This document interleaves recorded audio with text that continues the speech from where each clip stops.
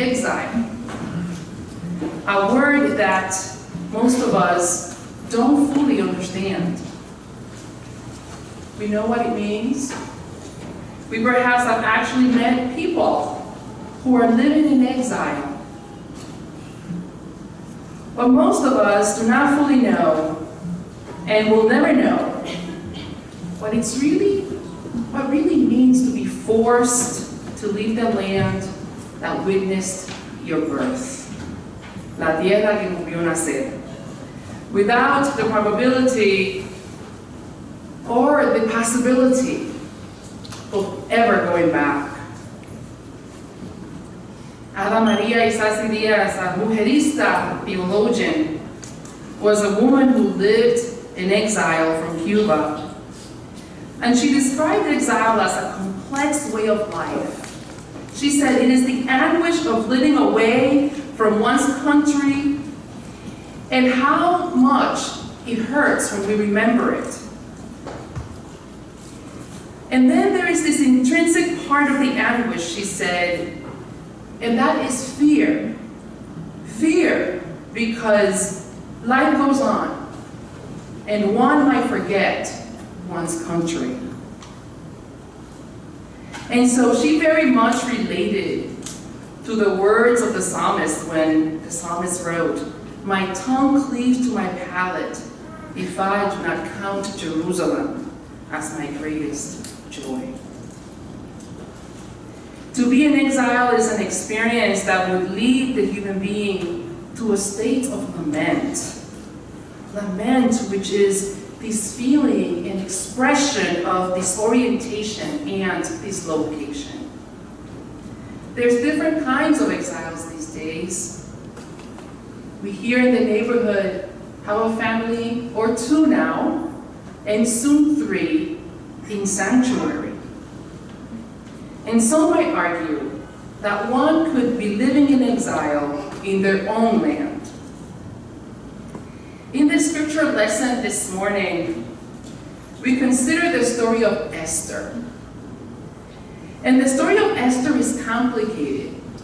And I think that most Christians do not really know it. Because while the book of Esther is short, it's just not a story that is easy to tell. Israel is in exile during the reign of King Ahasuerus, Emperor of Persia. And the citizens of Susa, the capital of the empire, were witnesses to an extravagant feast the emperor was hosting for most important people, most important functionaries of the time. And in this celebration, the king, after a few drinks, decided that he wanted to present Queen Vashti to his guests so that they could admire her beauty. He asked her to come with the royal crown and nothing else. And so Queen Vashti chose dignity over position and power. And she disobeyed the king, a true feminist of her time. And so her actions were considered not only an embarrassment to the king, but the whole empire, we are told. And further, the king's advisors, his allies, feared that Vashti's actions would empower other women to cause them to look with contempt upon their husbands. And the advisors and the allies therefore told the king to dethrone Vashti and to punish her as an example to all the other women in the empire. Are you following me? Because sometimes the message is between the lines. And so our Lord reminds us that when we dare to be powerful, to use our our strength in the service of our vision, then it becomes less and less important whether we are afraid or not. There are times, friends, that one cannot be silent. And there are times that we have to choose. And in our choice to speak, if that is our choice, to act, to challenge, it may seem like we're losing it all. But when survivors speak, we must listen. Shortly after that, the king held a beauty contest in order to choose a queen. Because sometimes everything changes, but nothing changes at all. And among hundreds of aspiring women, Esther was chosen. But Esther was perhaps not the most qualified. As we heard earlier, her parents had died early in her life. She had been raised by a cousin who was also her adopted father, Mordecai.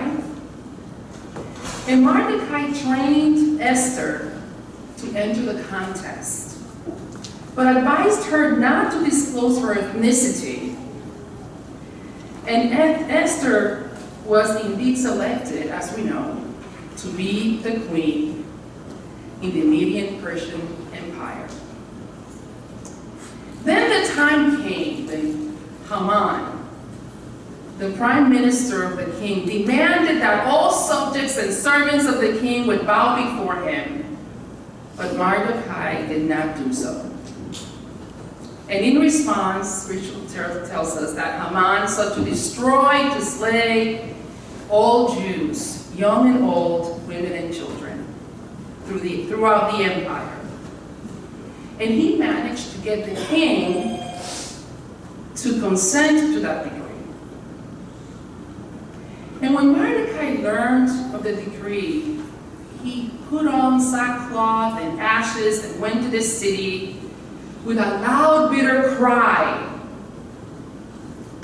And Mordecai did not stay quiet and accepted the decree as final. Instead, he made his lament known and expressed righteous indignation.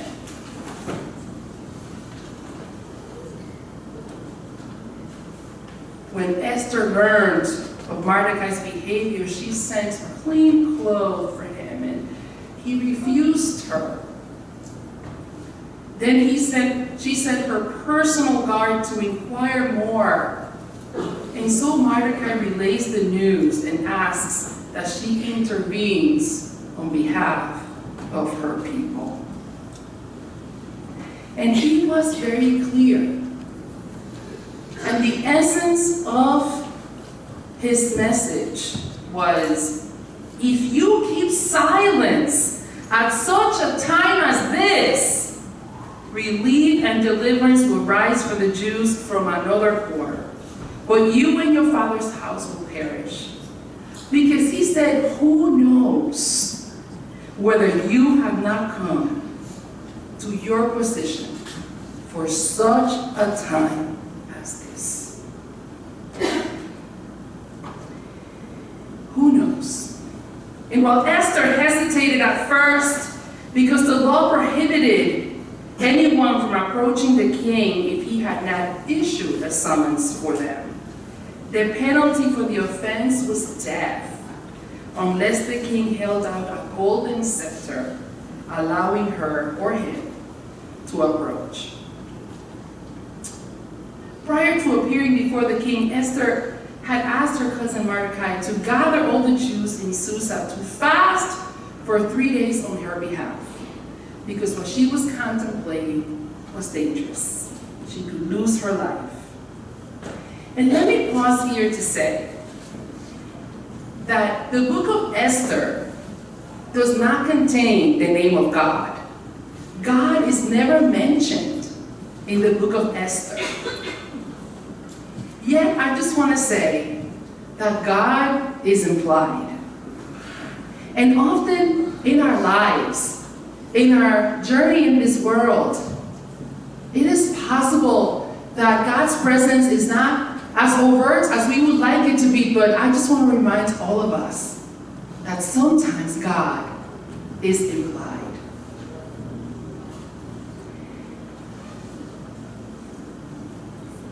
The book of Esther, however, is a demonstration of the theology of liberation, in my opinion. And the theology of liberation attempts to reflect on the experience and meaning of faith based on the commitment to abolish injustice and to build a new society. And this theology of liberation must be verified by practice and commitment, by active decisions, effective participation in the struggle which the oppressed have undertaken against the oppressor. So I am with the scholars who believe that God is more often found between the lines. And so Esther presents herself in front of the king and pleaded for her people. And the king showed mercy and spared the Jews, and brought Haman to justice and made Mordecai his prime minister. And for me, the book of Esther is this powerful story with women at the center, which is unusual in the Bible. First, Queen Vashti, who would not submit to the objectification of her body. She would not be silenced. And perhaps, well, she decided to defy the order of the king. She was shaking. She refused to allow the privileged, powerful men of her time to deny her value and pain. And perhaps with her voice and her action, she thought that she could make a difference in the course of her country and the future of her people. And then there was Esther, who for the love of community risked her own life. Beloved congregation, how do one survive in times when it's not apparent that God is on the side of the oppressed? The late Orlando Costa says that Esther's story has some key elements. He said she remembered her roots, she remembered her vocation, and she remembered God. And for us at this time, a time of turmoil in our country, a time of uncertainty in our neighborhoods, a time where we're trying to find out why our children cannot get the education they need, a time when the bodies of women, and yes, children, are battlefields. How do we find our roots, our vocation, and how do we remember God? Well, when it comes to our roots, I just invite us to remember that we are God's people who have been called by God's name. When it comes to our vocation, I just want to remind you that what does God ask of you and me but to do justice and to live kindly and to walk humbly with God. And as to remembering God, let us remember that we are not called to do God's work alone. God is with us on our journey. The psalmist told us that I lift up my eyes to the hills, and where does my help come? My help comes from God. And how might God be preparing us to step forward and speak truth to power and empower others to speak their truth to power? I believe that God has called us for a time such as this. We are God's feet and hands and arms and hearts in the world. God has equipped us to be an army of love, an army of compassion, an army of healing. God has equipped us to be a place of refuge for the afflicted. God has equipped us to remove the hand that silenced the voices that need to be heard. God has equipped us to take up the tape of the mouths of women and men and children who are survivors, and to open up our hearts and our ears to listen, to serve, and to act. God has equipped us with courage. God has equipped us with power of Holy Spirit. Beloved church, we are God's children, and we are Christians. And they'll know we are Christians by our love, by our courage, and by our actions. Amen.